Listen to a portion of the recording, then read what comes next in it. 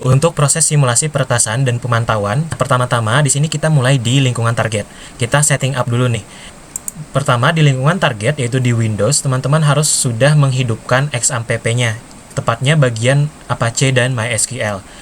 Nah, selanjutnya kita pastikan apakah DVWA sudah bisa diakses dengan mengetikkan alamat DVWA sebagaimana yang tertera ini di browser teman-teman di Windows. Jika sudah bisa diakses, artinya sudah aman, seperti ini. Nah, selanjutnya kita pergi ke Windows Security. Pada bagian ini, yang harus kita nonaktifkan adalah yang pertama, firewall. Di sini kita pilih firewall. Yang harus kita matikan atau kita off-kan adalah public network, yaitu yang paling bawah ini. Nah, selain itu, kita juga harus menonaktifkan virus and threat protection. Tepatnya pada bagian virus and threat protection settings. Di sini kita manage settings dan matikan yang pilihannya yang paling atas ini. Nah, udah selesai. Selanjutnya kita ke mesin penyerang. Adapun di mesin penyerang kita sudah bisa masuk ke tools kita. Kita masuk ke dalam folder toolsnya, lalu jalankan Python main.py. Nah, di sini kita bisa masukkan targetnya /dvwa. Nah, sudah berhasil login dan menunya muncul. Selanjutnya di mesin pemantau, teman-teman harus yang pertama nyalakan surikata dengan mengetikkan perintah ini, lalu di enter. Dan jangan lupa juga jalankan ifbox dengan masuk ke foldernya, lalu jalankan dengan perintah persis seperti ini. Kita bisa masuk ke ifbox, kita lihat di browser kita dengan alamat seperti ini, sehingga dashboardnya ditampilkan. Nah, selanjutnya kita sudah siap untuk melakukan eksploitasi ke semua modul peretasan yang ada di tools kita ini. Lalu setelah itu nanti kita cek hasil pemantauannya di ifbox ini. Simulasi yang pertama adalah simulasi SQL injection. Di sini tinggal kita pilih saja modulnya, lalu enter. Nah, setelah itu muncul window modul ini. Nah, di sini disebutkan bahwa ada 15 user dan tugas kita adalah mencuri password mereka melalui SQL injection. Pertama, di sini kita bisa memasukkan ID pengguna. Misalkan kita masukkan 1. Nah, ternyata input pertama itu akan menghasilkan jendela saran SQL injection. Disebutkan bahwa input berbasis angka seringkali rentan terhadap SQLi. Nah, coba masukkan payload ini. Gitu, ada 2 saran payload. Ini bisa kita minimize dulu. Kita lihat cara kerja sistemnya dulu di sini. Nah, jika kita masukkan ID-nya, maka kita akan dikembalikan ID itu beserta nama depan dan nama belakang dari user dengan ID tersebut. Misalkan contoh lainnya 6.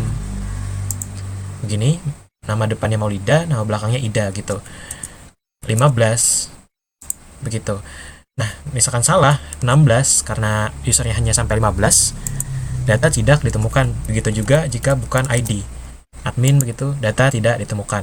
Nah, jika kita buka yang saran tadi, yang pertama ini ada disarankan payload standar command injection, di mana intinya tadi default query-nya adalah menampilkan nama depan dan nama belakang berdasarkan dengan ID. Kurang lebih query-nya itu select nama depan gitu, koma nama belakang from users atau table users where ID sama dengan ID-nya adalah yang diinputkan pengguna di sini. Nah, jika ID-nya kita bypass dengan payload ini, where ID sama dengannya kita taruh 1 begitu, lalu or 1 sama dengan 1. Nah, hasilnya akan bernilai true, tidak mengembalikan atau tidak menyaring, melainkan mengembalikan nilai true. Sehingga jika kita eksekusi, maka akan menampilkan semua user di dalam tabel user ini. Dari yang pertama tadi admin, dari yang nomor 1 ID-nya sampai dengan nomor 15 yaitu Nor Shipa. Nah, ini bisa kita eskalasi lebih jauh dengan payload kedua. Celahnya sudah dibuka dengan payload 1. Di sini kita akan sedikit lebih jahat ya dengan payload 2 ini, di mana di sini where ID-nya sama dengan sekian gitu, kita tutup query-nya, lalu kita gunakan union. Union ini ibaratnya dia akan menimpa query bawaan. Nah, yang jika di select tadi adalah nama belakang di sini dan juga nama depan, kita ganti nih jadi kolom user dan juga kolom password dari tabel users begitu. Lalu perintah setelahnya itu di comment, jadi tidak akan ada error. Nah, jika kita submit, ternyata yang dikembalikan ya adalah usernya atau username-nya dari semua user dengan ID 1 sampai terakhir, beserta juga passwordnya. Nah, meskipun di sini terlihat jelas ya bahwa password yang di retrieve itu berbentuk masih berupa MD5. Nah, untuk itu kita gunakan submodul kita, yaitu submodul MD5 hashcracker ini. Di sini kita bisa buka modulnya. Nah, bisa dipakai berbarengan. Nah, misalkan kita ingin mengcrack password dari user admin di sini, kita copy hashnya, kita paste, kita crack. Nah, ditemukan password dari admin adalah password contoh lainnya. Misalkan user terakhir yaitu Shipa dengan hash berikut ini. Untuk passwordnya kita crack di sini. Nah, ditemukan password dari user Shipa adalah 1d@sayang begitu. Untuk memastikan ini, memverifikasi, kita masuk ke DVWA ini, targetnya di mesin penyerang, kita tuliskan username-nya tadi dan password yang sudah di-crack. Nah, ketika login, kita berhasil masuk sebagai pengguna tersebut, artinya valid ya, sudah eksploitasi kita, begitu. Itu adalah simulasi peretasannya. Sekarang kita kembali ke mesin pemantau. Nah, ternyata di mesin pemantau ada dua baris baru. Baris pertama berstatus warning. Ini disebabkan dari payload pertama tadi, yaitu yang one or one sama dengan one, begitu. Karena tidak ada kebocoran apa-apa, jadi hanya warning. Ini hanya pembukaan eksploitasi saja. Nah, jika setelahnya kita eskalasi sehingga membocorkan kredensial, muncullah satu baris yang bersifat kritikal. Di sini disebutkan bahwa SQL injection union select terdeteksi dan ada potensi kebocoran kredensial. Begitu. Nah, itu simulasi peretasan dan pemantauan SQL injection. Selanjutnya di sini kita simulasikan modul brute force attack. Nah, kita pilih, akan muncul jendela modulnya. Nah, di sini disebutkan lagi bahwa ada 15 user. Nah, tugas kita adalah melakukan brute force untuk menemukan password mereka menggunakan word list atau dictionary. Kita bisa manfaatkan dari SQL injection tadi, sudah diketahui username-nya apa saja. Nah, ini tadi daftarnya. Misalkan sini kita ambil yang pertama, yaitu admin. Nah, kita taruh sini. Nah, untuk word list-nya kita misalkan tidak tahu, jadi kita mulai saja brute force. Nah, jika kita tidak isikan, akan ada pesan bahwa word list tidak ditemukan, dan kita disarankan menggunakan word list default, yaitu wordlist/rockyou.txt. Ini kita masukkan word list bawaannya, gitu. Kita enter untuk melakukan brute force. Kita mulai. Nah, maka brute force dilakukan dengan mencoba satu persatu baris dari word list ini, sehingga ditemukan pada baris ke-10 untuk pengguna admin, yaitu passwordnya bernilai password. Dan percobaan ini memerlukan waktu 1,3 detik begitu. Nah, selanjutnya kita coba contoh yang kedua, yaitu misalkan ini Gordon B. Kita ganti username-nya jadi Gordon B. Kita mulai.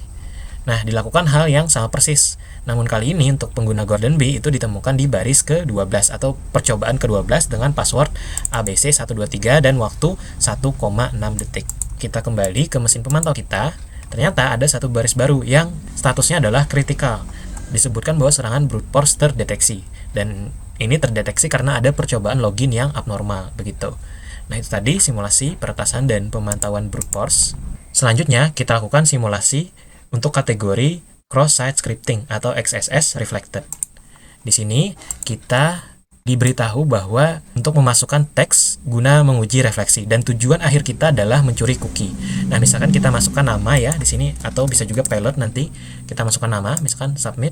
Nah, input pertama itu menghasilkan Windows suggestion atau saran. Di sini disebutkan bahwa input yang kamu masukkan itu direfleksikan.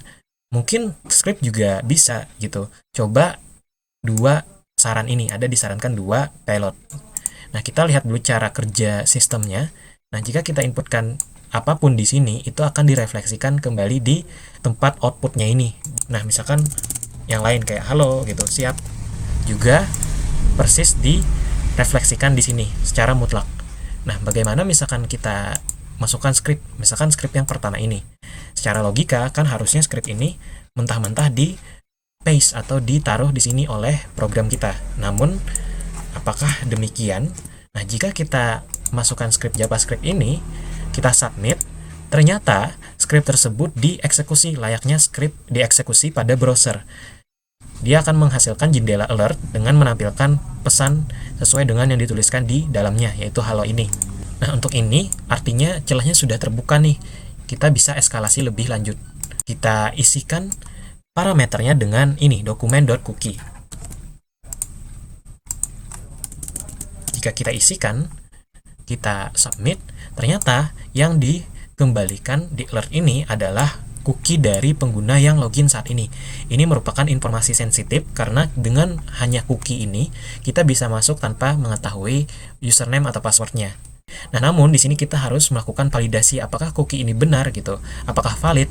Untuk itu kita gunakan modul submodul yaitu cookie validator ini. Kita gunakan di sini. Kita copy dulu yang ini tadi sudah di copy. Nah, kita validasi di sini. Kita validate. Nah, jika cookie-nya bernilai benar, itu akan ada pesan bahwa cookie berhasil divalidasi dan kita berhasil login dengan cookie itu. Nah, pengguna dari cookie ini ternyata adalah admin username-nya. Nah, bagaimana jika cookie-nya salah? Misalkan kita hapus 2 karakter, ya, otomatis salah, jadinya cookie-nya tidak valid. Jika cookie salah, maka program akan mengembalikan pesan bahwa autentikasi gagal, cookie yang diberikan tidak valid begitu. Bahkan jika formatnya juga salah, misalkan begini saja, cookie gitu saja, validate, nah maka format cookie tidak valid, formatnya salah, dan kita disyaratkan dengan menggunakan format yang seperti ini. Nah, untuk itu sudah selesai proses peretasannya, kita masuk ke mesin pemantau. Nah, di mesin pemantau di sini ada 2 baris baru. Yang pertama, berstatus warning. Ini dipantik oleh ketika kita melakukan atau memasukkan injeksi pilot pertama tadi yang hanya script halo begitu. Karena tidak ada kebocoran informasi sensitif, jadi pemberitahuannya hanyalah warning saja. Ketika kita sudah berhasil mencuri cookie, itu menyebabkan satu baris baru ini muncul yang bersifat kritikal. Di sini disebutkan bahwa pola XSS terdeteksi dan terjadi pencurian dokumen.cookie begitu. Nah, sudah selesai simulasi peretasan dan pemantauan cross-site scripting. Selanjutnya kita masuk ke simulasi command injection.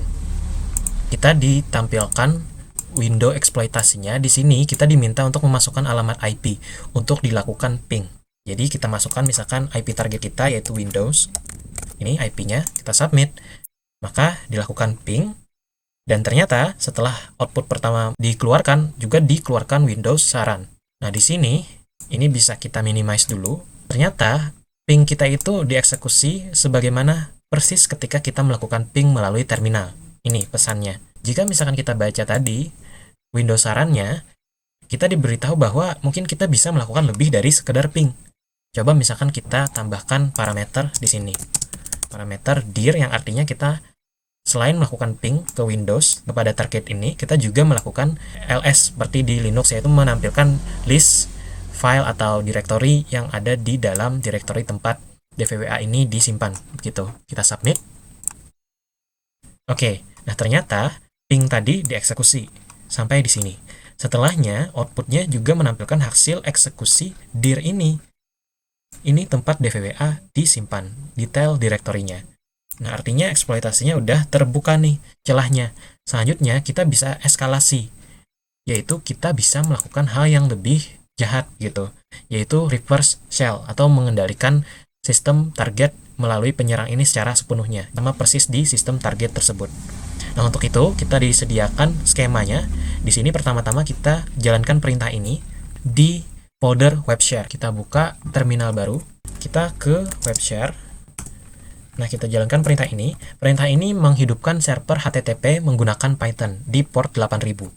Fungsinya adalah untuk meng-serve atau menyediakan file untuk memungkinkan target nanti terpancing mengeksekusi file itu. Yang mana file itu adalah file yang membuat target bisa melakukan reverse shell ke penyerang, begitu. Nama filenya adalah shell.ps1 dan shell itu diserve di directory atau folder ini. Selanjutnya kita buka lagi satu terminal baru. Di sini kita harus membuka netcat listener. Tujuannya untuk menangkap koneksi reverse shell. Nah, saat target berhasil mengeksekusi file ini tadi, target akan kita kait koneksinya dengan menggunakan netcat listener sehingga terhubung ke penyerang, gitu. Ini kita buka di port 1337. Langkah terakhir adalah kita masukkan payloadnya, yang intinya akan menyuruh target melakukan reverse shell begitu. Lalu reverse shell-nya kita tangkap di netcat ini. Nah, ini payloadnya kita tempel di sini. kita submit. Nah, perhatikan netcat ini nanti dia berubah. Nah, berubah kan seperti ini, bahwa kita telah terhubung ke penyerang dari target begitu. Nah, ini bisa kita lakukan eksekusi sistem. Misalkan kayak dir tadi. Nah, ternyata ditampilkan sama persis seperti di sistem target begitu. Who am I? Gitu. Nah, sekarang kita ada di directory D nih. Bagaimana kita mencoba sedikit lebih jahat dengan berpindah misalkan ke directory C. Ya, ternyata bisa. Kita dir, wah ternyata isi dari directory C itu begini di mesin target. Bahkan di sini ada file tugas akhir gitu. Kita coba masuk. cd tugas akhir. Nah, ternyata bisa kita dir, kita lihat lagi isinya. Wah, ternyata ini isinya ada berbagai macam gitu.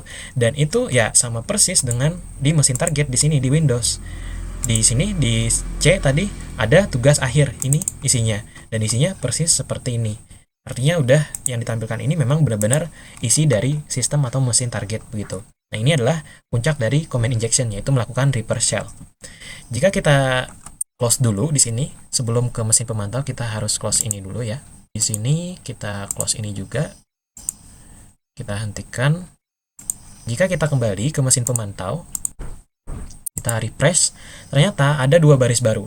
Baris pertama ini bersifat warning. Ini disebabkan oleh pembukaan yang kita lakukan tadi, yang dimana kita mengeksekusi ping beserta parameter lainnya, yaitu dir. Nah, itu membuka celah awal. Artinya kita sudah tahu di sana ada kerentanan. Jadi sifatnya hanya warning saja karena percobaan awal.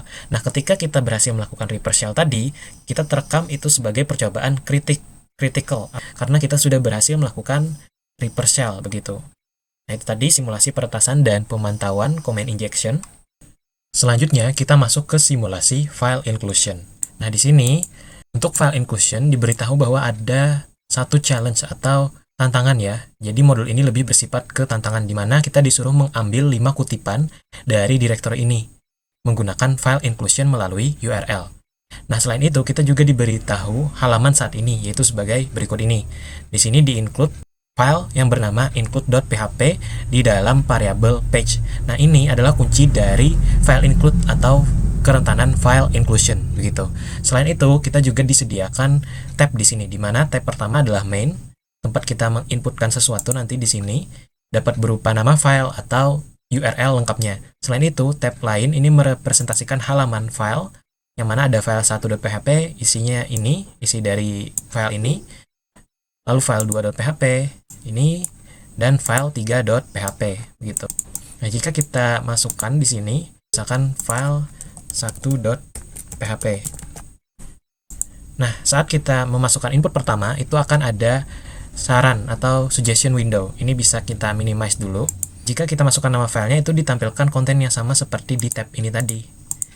Begitu juga semisal kita masukkan URL lengkapnya. Seperti ini. Kita taruh di sini, di inputan. Nah, yang ditampilkan sama persis ya. Demikian juga misalkan file 2 dan file 3, begitu. Kontennya ditampilkan di output box ini. Nah, saat kita baca saran tadi, ternyata masih ada satu file tersembunyi setelah 3 file tersebut nih. File apakah itu? Oke, jadi yang diketahui sini file 1 sampai 3 aja ya. Misalkan kita masukkan nih file 4. Ini kan nggak ada di tab ini, nggak ada di halaman yang telah disediakan. Tapi apakah bisa kita include? Apakah file ini sebenarnya ada? Coba kita enter. Ternyata, ya benar saja file ini ada gitu. Dan statusnya adalah hidden atau tersembunyi. Inilah file yang tidak di list atau tidak ada di daftar tab ini, tapi bisa diakses karena kita menggunakan manipulasi file include begitu. Misalkan file tidak ada ya, misalkan file 5 ini, apakah ada juga? Nah, tidak ada. Jadi kalau tidak ada, keterangannya adalah tidak ditemukan konten yang relevan atau tidak ada file tersebut begitu.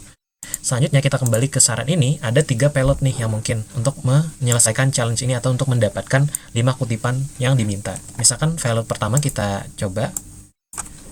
Nah, payload pertama ini tidak ada menggunakan tanda tanya page sama dengan begitu untuk menginclude file di akhir. Jadi ini tidak ada teknik file inclusion-nya. Jadi saat kita enter, ternyata nice try atau artinya kita gagal karena kita tidak menggunakan file include dan kita diminta melakukan file include gitu. Kita coba payload kedua. Yang ini udah menggunakan file include lagi, di mana ditaruh di dalam variable page gitu, lalu dilakukan juga directory traversal atau penelusuran directory begini. ke belakang, lalu di-include filenya yaitu v.php. Nah, ini kita coba ya. Dan ternyata ya berhasil, file inclusion berhasil dan konten ditemukan.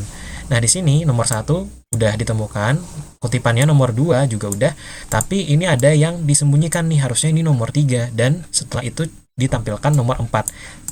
Dan nomor 5-nya tidak ditampilkan, begitu. Jadi ini bisa kita simpan dulu, karena tujuan kita ada 5 kutipan ya, jadi masih ada nomor 3 dan 5. Simpan di sini. Selanjutnya, kita coba untuk menampilkan semuanya. Caranya adalah dengan mengambil source code-nya secara langsung. Jadi kita bisa melihat apa saja 5 kutipan itu sebenarnya.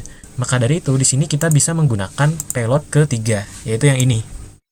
Di sini kita menggunakan PHP wrapper untuk mendapatkan source code-nya. Kalau kita menggunakan PHP wrapper, itu source code yang kita dapatkan berupa base 64. Jadi kita harus decode dulu. Jadi pakai decode ini. Lalu source-nya tadi ya file yang bernama v.php gitu. Ini kita pakai ini. Di enter, ternyata ditampilkan ya source code-nya, file inclusion berhasil. Tadi sisa nomor 3 dan 5. Nah, 3 ternyata tidak ditampilkan karena ditimpa variabelnya dengan yang di bawahnya ini. Aslinya kutipannya adalah ini. Kita taruh di catatan kita tadi. Nah, selanjutnya yang 5 harusnya ada di bawah. Nah, ini ternyata tidak ditampilkan karena di komen HTML-nya. Begitu. Nah, sekarang sudah ditemukan 5 kutipan tersebut. Kita kembali ke mesin pemantau. Jika kita refresh, ternyata ada 5 baris baru di sini. Yang pertama bersifat info saja, karena ini saat kita mengakses file 1-3.php. Meskipun menggunakan file inclusion, tapi file tersebut sudah diperbolehkan untuk diakses. Nah, alert ini ketika kita mengakses file 4, kita menggunakan file inclusion, dan file tersebut harusnya tersembunyi begitu, tapi tetap bisa ditampilkan menggunakan file inclusion. Selanjutnya, yang kritikal ini, file inclusion, penjelajahan directory atau directory traversal, dan juga percobaan LFV generic yang warning ini itu disebabkan oleh payload yang kedua tadi saat kita melakukan file inclusion di sini sekalian dengan directory traversal atau manipulasi directory ini. Nah, setelah itu yang terakhir yang menggunakan PHP wrapper tadi itu terdeteksi sebagai critical karena kita sudah berhasil mendapatkan source code-nya aslinya begitu. Itu dia tadi simulasi peretasan dan pemantauan file inclusion. Dengan selesainya simulasi itu, selesai juga semua simulasi yang ada di dalam modul eksploitasi kerentanan yang kami kembangkan. Begitu. Terima kasih.